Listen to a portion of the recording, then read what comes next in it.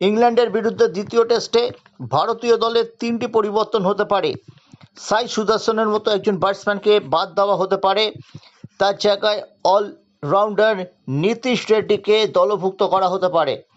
রবীন্দ্র জাদেজার জায়গায় আসতে পারেন কুলদীপ এবং একজন পেসারকে বাদ দিতে পারেন।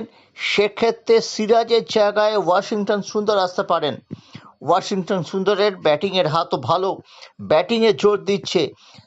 এই 3টি পরিবর্তন হলে 8 নম্বর পর্যন্ত ব্যাটসম্যান ব্যাট করতে পারবেন। আমরা দেখেছি প্রথম টেস্টে লোয়ার অর্ডারের ব্যর্থতা, সেটা যাতে না হয় তার জন্যই এই পরিকল্পনা। এবং এখানে উল্লেখ্য, কোচ গৌতম গম্ভীর যতই বলুন না কেন ইংল্যান্ডে 3টি টেস্ট খেলবেন বুমরা, সিরিজের সমতায় ফেরানোর জন্য বুমরাকে এই ম্যাচ খেলানো হচ্ছে।